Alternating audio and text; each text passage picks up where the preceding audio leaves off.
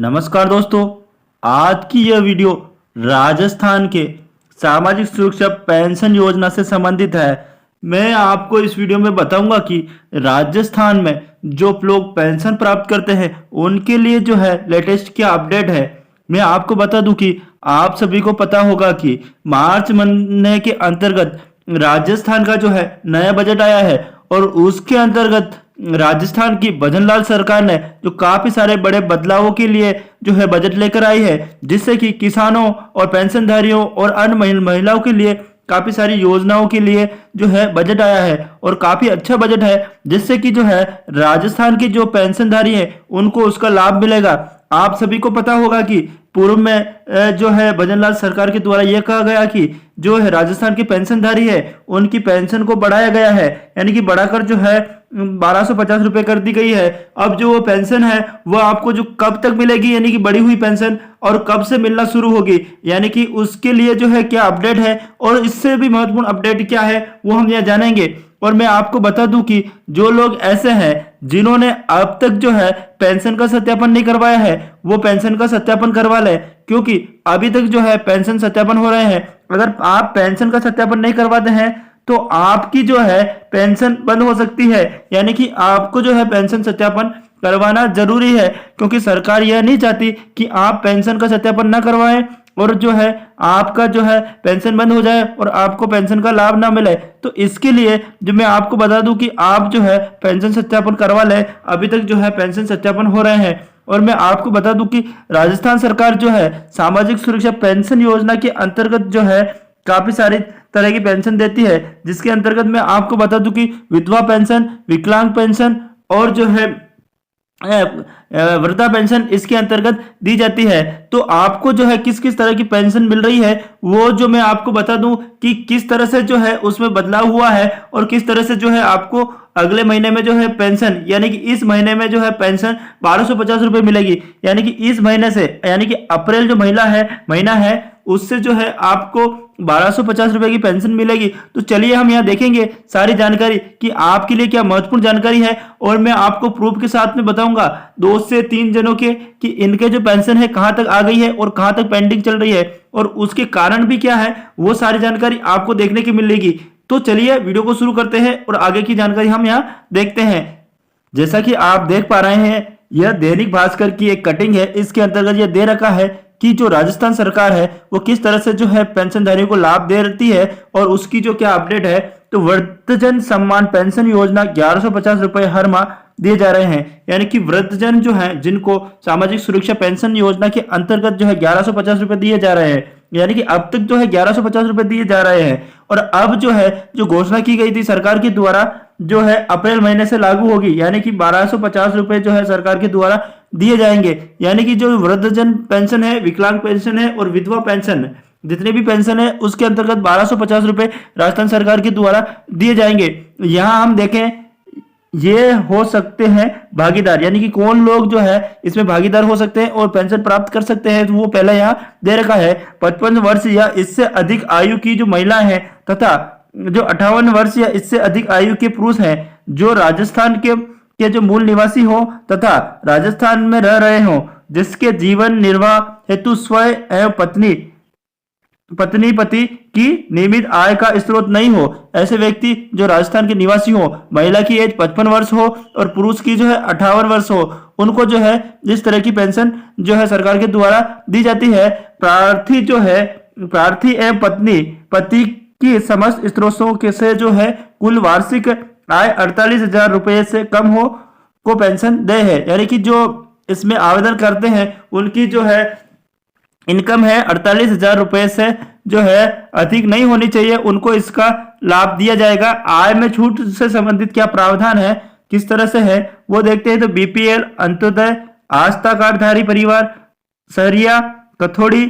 खेरवा जाति के जो व्यक्ति हैं को आय से संबंधित शर्तों से छूट प्रदान की गई है। इन लोगों को आय से संबंधित छूट प्रदान की गई है, बकाया बाकी जो दूसरे हैं उनको आय से संबंधित छूट प्रदान नहीं की गई है। कितनी पेंशन दे है, तो अब तक जो है वो दे रखा है यहाँ पर 1150 रुपए जो है लाभार्थियों को पेंशन सरकार के द्वारा दी जाती है। अब कौन जो है इसमें पात्र नहीं है वो हम यहाँ देखते हैं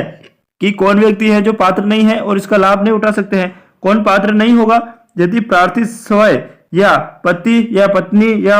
पुत्र केंद्र सरकार, राज्य सरकार, और जो केंद्र सरकार राज्य सरकार है, राज्य सरकार राजकीय उपक्रम में सेवारत हो, या केंद्र सरकार अन्य राज्य सरकार राजकीय उपक्रम का पेंशनर हो। अगर पेंशनर है तो उसको जो है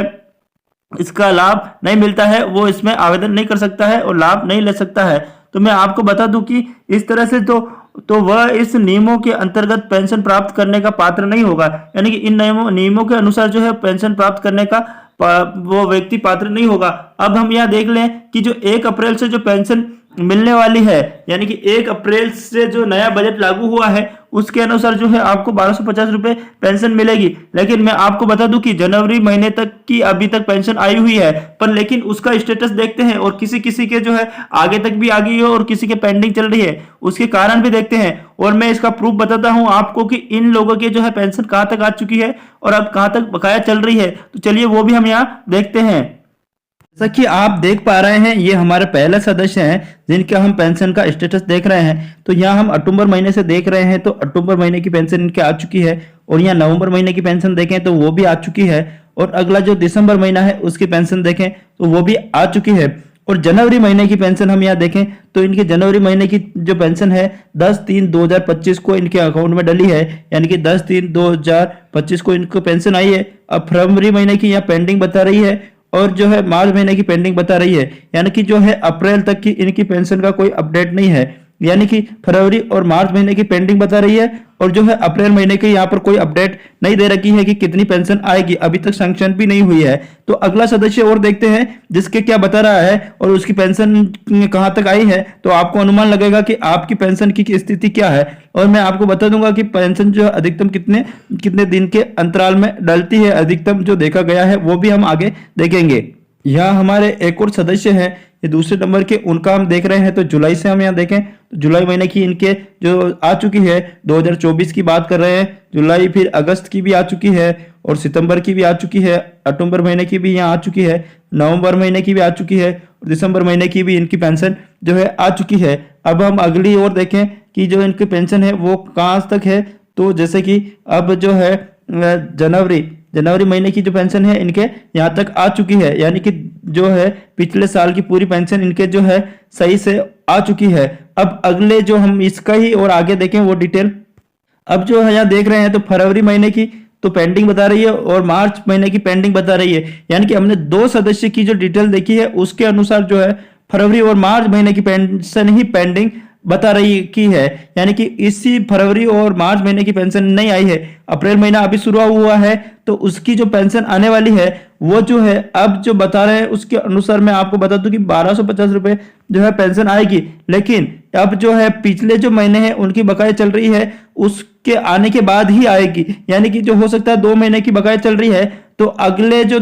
अप्रैल महीना है उसकी पेंशन जो है गिरने में 2 महीने का और समय लगे, यानी कि जो 1250 रुपए की पेंशन आएगी वो अप्रैल महीने से तो आएगी, लेकिन उसके आने के लिए जो है सरकार 2 महीने का और समय ले सकती है, यानी कि 2 महीने के बाद ही जो है आपके अप्रैल महीने की जो पेंशन है 1250 रुपए आएगी। यानी कि अप्रैल महीना जा रहा है लेकिन अप्रैल महीने से तो पेंशन लागू होगी, लेकिन सरकार जो है हर इतना समय हो गया है, काफी समय से जो है 2 महीने की पेंशन पेंडिंग रख रही है। इसके अनुसार जो है आपके पहले फरवरी महीने की पेंशन आएगी, फिर मार्च महीने की आएगी, लेकिन ये अधिकतम जो आने का इनका समय देखें तो मध्य में जो है 10 तारीख से लगाकर 20 तारीख के बीच में ही जो है पेंशन सरकार के द्वारा अधिकतम डाली जाती है। तो इस तरह से ये जानकारी निकल कर आ रही है कि अभी तक जो पेंशन आई है वो जनवरी महीने तक की ही आई है लोगों की अधिकतम, फरवरी और मार्च महीने की पेंशन जो है बकाया चल रही है। तो मैं आपको बता दूं कि अब जो बकाया चल रही है उसके लिए जो है अब बहुत सारे लोग ऐसे हैं जिनके पेंशन सत्यापन नहीं हुआ है, लेकिन अब मैं आपको जो एक महत्वपूर्ण जानकारी बता दूं कि ऐसे भी लोग हैं जो विकलांग हैं, उनके विकलांग सर्टिफिकेट नहीं है, जिसके कारण जो है उनका सर्टिफिकेट ना बनने के कारण, ऑनलाइन सर्टिफिकेट ना होने के कारण भी सत्यापन नहीं हुआ है। तो इसके लिए आप जल्दी से ऑनलाइन वाला सर्टिफिकेट बनवा लें और सत्यापन करवा लें। और इसके लिए अगर आपका सत्यापन में कोई समस्या आ रही है तो आपके जो ग्राम पंचायत समिति है वहां पर जाकर संपर्क करें और इसका समाधान जो है हो जाएगा। और लेकिन जो इनका भी पेंशन सत्यापन अभी तक बकाया है वो पेंशन सत्यापन करवा लें, ताकि जो है हो सकता है तो सरकार अब जो नया बजट लागू हुआ है, नया सत्र लागू हुआ है, उसके बाद में आपको पेंशन ना दे, हो सके फरवरी मार्च महीने की आ जाए, लेकिन आप जो है पेंशन सत्यापन नहीं करवाते हैं तो अब जो आने वाला सत्र है इस अप्रैल महीने से तो है आपको पेंशन नहीं आएगी और पेंशन हो सकती है आपके बंद हो सके। तो आप जो है पेंशन सत्यापन जरूर से करवा लें।